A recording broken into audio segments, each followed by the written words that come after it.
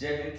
ಎಲ್ಲರನ್ನ ಸ್ಪರ್ಧಾತ್ಮಕ ಪರೀಕ್ಷೆಗೆ ತಯಾರಿಯನ್ನ ನಡೆಸ್ತಿರ್ತಕ್ಕಂಥ ಎಲ್ಲ ನನ್ನ ಪುರುಷ ಮತ್ತು ಮಹಿಳಾ ಎಸ್ಪಿರೆಂಟ್ಸ್ಗೆ ಇಲ್ಲಿ ಬಂದ್ಬಿಟ್ಟು ನೋಡ್ಕೊಳ್ರಿ, RRB ರೈಲ್ವೆ ರಿಕ್ರೂಟ್ಮೆಂಟ್ ಬೋರ್ಡ್ ಅಲ್ಲಿ ALP ಅಸಿಸ್ಟೆಂಟ್ ಲೋಕೋ ಪೈಲಟ್ ಅಂತ ಹೇಳಿದ ಟೋಟಲಿ ಬಂದ್ಬಿಟ್ಟು ಲಾಕ್ ಡೌನ್ ಕಂಪ್ಲೀಟ್ ಆದ್ಮೇಲೆ ಮೂರು ರಿಕ್ರೂಟ್ಮೆಂಟ್ ಗಳನ್ನ ಅನೌನ್ಸ್ಮೆಂಟ್ ಅನ್ನ ಮಾಡಿ ಇವಾಗ ಬಂದ್ಬಿಟ್ಟು ಲಾಸ್ಟ್ನೇ ರಿಕ್ರೂಟ್ಮೆಂಟ್, ಇದು ಮೂರನೇ ರಿಕ್ರೂಟ್ಮೆಂಟ್ ಅನ್ನ ಮತ್ತೆ ಕಾಲ್ ಫಾರ್ಮ್ ಅನ್ನ ಮಾಡಿದ್ದಾರೆ.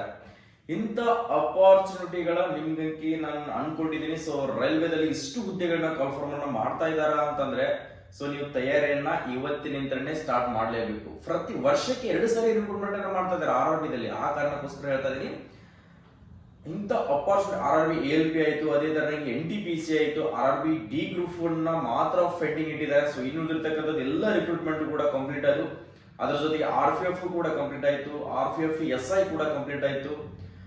ನೋಡ್ಕೊಳ್ರಿ, ಇದರಲ್ಲಿ ಕಾಲ್ಫಾರ್ಮ್ ಮಾಡಿರ್ತಕ್ಕಂಥ ಹುದ್ದೆಗಳ ಸಂಖ್ಯೆ ಎಷ್ಟಂದ್ರೆ 11,127 ಹುದ್ದೆಗಳನ್ನ ಕಾಲ್ಫಾರ್ಮ್ ಅನ್ನ ಮಾಡಿದ್ದಾರೆ. ಹೋದ್ ಸರಿನೂ ಕೂಡ 9,000 ಹುದ್ದೆಗಳನ್ನ ಕಾಲ್ಫಾರ್ಮ್ ಅನ್ನ ಮಾಡಿದ್ರು.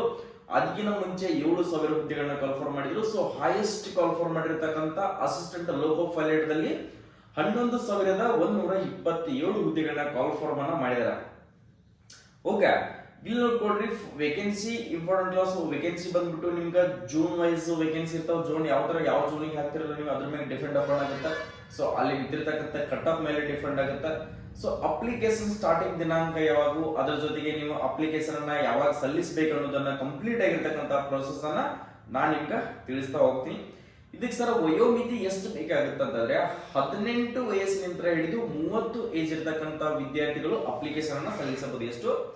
18 to 30 ಏಜ್ ಇರ್ತಕ್ಕಂಥ ವಿದ್ಯಾರ್ಥಿಗಳು ಅಪ್ಲಿಕೇಶನ್ ಅನ್ನ ಸಲ್ಲಿಸಬಹುದು. ನೀವೇನಾದ್ರೂ other backward class OBC category ಇದ್ರಿಯಪ್ಪ ಅಂದ್ರೆ 3 ವರ್ಷ ನಿಮ್ಗೆ ವಯೋಮಿತಿಯಲ್ಲಿ ಸಡಿಲಿಕೆ ಇರ್ತದೆ. ಅಕಸ್ಮಾತ್ SC ST ದವರು ಯಾರಾದ್ರೂ ಇದ್ರಿಯಪ್ಪ ಅಂದ್ರೆ ನಿಮ್ಗೆ 5 ವರ್ಷ ಏಜ್ ನಲ್ಲಿ ಸಡಿಲಿಕೆಯನ್ನ ಕೊಡ್ತಾರೆ. ಓಕೆ, ನೆಕ್ಸ್ಟ್ ಅದರ ಜೊತೆಗೆ ಇದಕ್ಕೆ ಅಪ್ಲಿಕೇಶನ್ ಅನ್ನ ಸಲ್ಲಿಸಬೇಕಾಗಿರ್ತಕ್ಕಂಥ ಡೇಟ್ ಯಾವಾಗ, ಇವಾಗಲೇನೆ ಸ್ಟಾರ್ಟ್ ಆಗಿದೆ ಅಂತ ಕೇಳಿರ್ತಕ್ಕಂಥ ವಿದ್ಯಾರ್ಥಿಗಳು ಆನ್ಲೈನ್ ಮುಖಾಂತರ ಅಪ್ಲಿಕೇಶನ್ ಅನ್ನ ಹಾಕ್ಬೇಕಾಗಿರುತ್ತೆ. ಮೇ 15ನೇ ತಾರೀಕಿನಿಂದ ಅಪ್ಲಿಕೇಶನ್ ಸ್ಟಾರ್ಟ್ ಆಗುತ್ತೆ. ಅವಾಗ ಮೇ 15 ನಿಂದ ಆನ್ಲೈನ್ ಮುಖಾಂತರ ಅಪ್ಲಿಕೇಶನ್ ಸ್ಟಾರ್ಟ್ ಆಗುತ್ತೆ. ಕೊನೆಯ ದಿನಾಂಕ ಬಂದ್ಬಿಟ್ಟು 14 ಜೂನ್ ವರೆಗೆ. ಅಂದ್ರೆ ಯಾವುದೇ ಒಂದು ರೈಲ್ವೆದಲ್ಲಿ ಅಪ್ಲಿಕೇಶನ್ ಅನ್ನ ಕನ್ಫರ್ಮ್ ಅನ್ನ ಮಾಡಿದಾಗ 1 ತಿಂಗಳಿಗೆ ಕಡ್ಡಾಯವಾಗಿ ಕಾಲಾವಕಾಶನ ಕೊಟ್ಟಿರ್ತಾರ. ಅಕಸ್ಮಾತ್ ಏನಾದ್ರೂ ಸರ್ವರ್ ಎರರ್ ಇತ್ತಂದ್ರೆ ಮತ್ತೆ 10 ಡೇಸ್ 5 ಡೇಸ್ ನಿಮ್ಗೆ ಎಕ್ಸ್ಟ್ರಾ ಡೇಟ್ ಅನ್ನ ಕೊಟ್ಟಿರ್ತಾರ. ಆ ಕಾರಣಕ್ಕೋಸ್ಕರ ಹೇಳ್ತೀನಿ, ಯಾವಾಗ ಸ್ಟಾರ್ಟ್ ಆಗುತ್ತಾ ಬರೆದಿಟ್ಕೊಳ್ಬೇಕಾದ್ರೆ ಮೇ 15ನೇ ತಾರೀಕಿಗೆ ಅಪ್ಲಿಕೇಶನ್ ಕೂಡ ಸ್ಟಾರ್ಟ್ ಆಗುತ್ತಾ. ಇದರ ಸೆಲೆಕ್ಷನ್ ಪ್ರೋಸೆಸ್ ಬಂದ್ಬಿಟ್ಟು ಕಂಪ್ಯೂಟರ್ ಬೇಸ್ಡ್ ಟೆಸ್ಟ್ ಇರ್ತೈತಿ. ಕಂಪ್ಯೂಟರ್ ಬೇಸ್ಡ್ ಎಕ್ಸಾಮ್ ಇರ್ತೈತಿ. CBT 1 CBT 2 ಅಂತ ಹೇಳಿ ಎಕ್ಸಾಮ್ ಅನ್ನ ಕಂಡಕ್ಟ್ ಮಾಡ್ತಾರೆ. ಅದಾದ್ಮೇಲೆ ಡಾಕ್ಯುಮೆಂಟ್, ಆಮೇಲೆ ಮೆಡಿಕಲ್ ಅನ್ನ. ಇದ್ರ ಪೇಮೆಂಟ್ ಬಂದ್ಬಿಟ್ಟು 7ನೇ ವೇತನ ಇರ್ತೈತಿ, ಅಂದ್ರೆ 7th ಪೇ ಇರ್ತೈತಿ. ಇದು ನೋಡ್ಕೊಡ್ರಿ 19,000 ಟೋಟಲ್ 20,000 ಮಟ್ಟ ನಿಮ್ಗೆ ಫಸ್ಟ್ನೇ ಸ್ಯಾಲರಿ ಇರ್ತೈತಿ. ಅದಾದ ನಂತರ ಇನ್ಕ್ರಿಮೆಂಟ್ ಆಗ್ತಾ ಹೋಗುತ್ತೆ. ಓಕೆ, ನೆಕ್ಸ್ಟ್ ಇದಕ್ಕೆ ಕ್ವಾಲಿಫಿಕೇಶನ್ ಏನ್ ಬೇಕು, ಏನೆಲ್ಲ ಮುಗಿದವ್ರ ಅರ್ಜಿಗಳನ್ನ ಸಲ್ಲಿಸಬೇಕಂತಿರ್ತಕ್ಕಂಥ ವಿದ್ಯಾರ್ಥಿಗಳು ನೋಡ್ಕೊಳ್ರಿ.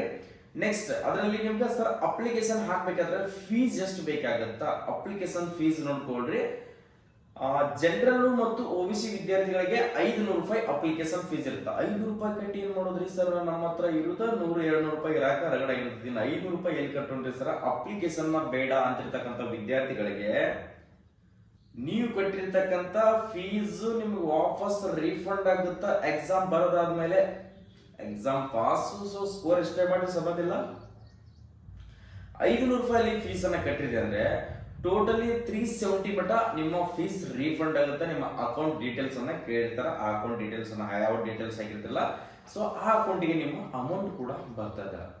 ನೆಕ್ಸ್ಟ್ SC ST ನೆಕ್ಸ್ಟ್ ಎಕ್ಸರ್ವಿಸ್ಮೆನ್ ಇವ್ರಿಗೆ ನೋಡ್ಕೊಂಡ್ರೆ 250 ರೂಪಾಯಿ ಫೀಸ್ ಇರ್ತದೆ.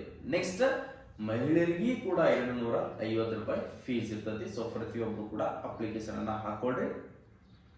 ನೆಕ್ಸ್ಟ್ ಕ್ವಾಲಿಫಿಕೇಶನ್ ಏನ್ ಬೇಕು ಸರ್, ಅರ್ಹತೆ ಏನ್ ಬೇಕಾಗುತ್ತೆ ಅಂತಿರ್ತಕ್ಕಂಥ ವಿದ್ಯಾರ್ಥಿಗಳು, ನೀವೇನಾದ್ರೂ 10ನೇ ತರಗತಿ ಕಂಪ್ಲೀಟ್ ಆದ್ಮೇಲೆ ITI ಏನಾದ್ರೂ ಮಾಡ್ತಾ ಇದ್ರೆ, ನೀವೇನಾದ್ರೂ 10th ಕಂಪ್ಲೀಟ್ ಆದ್ಮೇಲೆ ITI ಏನಾದ್ರೂ ಮಾಡ್ತಾ ಇದ್ರಿಪ್ಪ ಅಂದ್ರೆ ITI ಕಂಪ್ಲೀಟ್ ಆಗಿತ್ತಪ್ಪ ಅಂದ್ರೆ ಅಂತ ವಿದ್ಯಾರ್ಥಿಗಳು ಅಪ್ಲಿಕೇಶನ್ ಗಳನ್ನ ಸಲ್ಲಿಸಬಹುದು.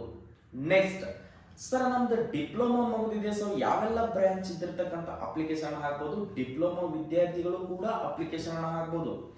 Electrical, electronics, mechanical, automobile 4 branch ವಿದ್ಯಾರ್ಥಿಗಳು ಅಪ್ಲಿಕೇಶನ್ ಹಾಕಬಹುದು.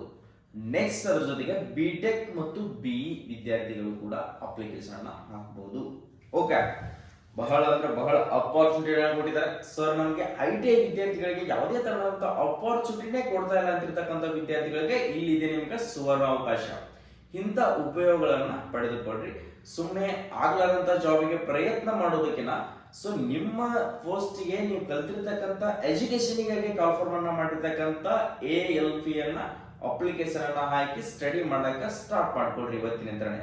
ಇಲ್ಲಿ ಬಂದ್ಬಿಟ್ಟು ITI ವಿದ್ಯಾರ್ಥಿಗಳು ಮತ್ತು ಡಿಪ್ಲೊಮಾ ವಿದ್ಯಾರ್ಥಿಗಳು, BE BTech ವಿದ್ಯಾರ್ಥಿಗಳು ಕೂಡ ಅಪ್ಲಿಕೇಶನ್ ಗಳನ್ನ ಸಲ್ಲಿಸಬಹುದು.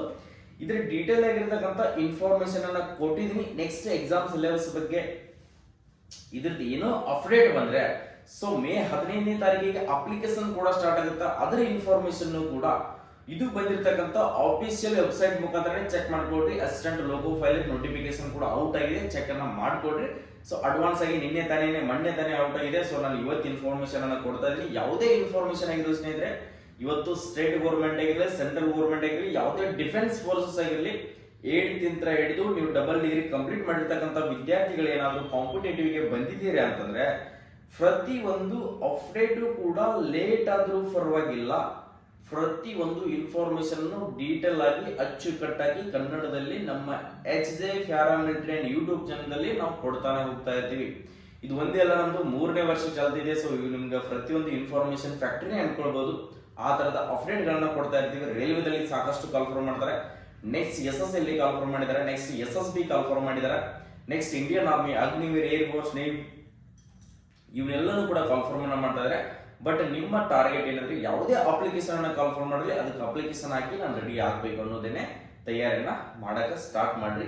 ಈ ತರದ ಇನ್ಫಾರ್ಮೇಶನ್ ನಿಮಗೆ ಬೇಕಾಗಿತ್ತು, ಸೊ ನಾವು ಕೊಟ್ಟಿರ್ತಕ್ಕಂಥ ಮಾಹಿತಿ ಇಷ್ಟ ಆಗಿದ್ರೆ, ಸೊ ಹೆಲ್ಪ್ ಆಗಿದ್ರೆ ಮಾತ್ರ ನಮ್ಮ ಯೂಟ್ಯೂಬ್ ಚಾನಲ್ಗೆ ಒಂದು ಲೈಕ್ ಮಾಡ್ರಿ, ವಿಡಿಯೋನ ಶೇರ್ ಮಾಡ್ರಿ. ಕೆಳಗಡೆ ಕಾಣ್ತಿರ್ತಕ್ಕಂಥ ಸಬ್ಸ್ಕ್ರೈಬ್ ಬಟನ್ ಇದೆಯಲ್ಲ, ಈ ಸಬ್ಸ್ಕ್ರೈಬ್ ಬಟನ್ ಅನ್ನ ಮಿಸ್ ಮಾಡದೇನೆ ಸಬ್ಸ್ಕ್ರೈಬ್ ಮಾಡ್ಕೊಡ್ರಿ. ನಾವು ಕೊಡುವಂತ ಪ್ರತಿಯೊಂದು ಅಪ್ಡೇಟು ಕೂಡ ನಿಮ್ಗೆ ಬರ್ತದ. ಸೊ ನೋಟಿಫಿಕೇಶನ್ ಮುಖಾಂತರ ಅಂದ್ರೆ ನಿಮ್ಗೆ ನಾವು ಹೇಳಿರ್ತಕ್ಕಂಥ ಮಾಹಿತಿ ಕೂಡ ತಲುಪುತ್ತಾ. ಸೊ ಯಾವುದೇ ಇನ್ಫಾರ್ಮೇಶನ್, ಸೊ ರೀಲ್ಸ್ ನೋಡೋ ಬದಲಿ ಡೈಲಿ ನಮ್ಮ ಯೂಟ್ಯೂಬ್ ಚಾನಲ್ಗೆ 5 ನಿಮಿಷ ಟೈಮಿಂಗ್ ಅನ್ನ ಕೊಟ್ರೆ ಸೊ ಪ್ರತಿಯೊಂದು ಅಪ್ಡೇಟ್ ಕೂಡ ನಿಮ್ಗೆ ಸಿಗ್ತದ.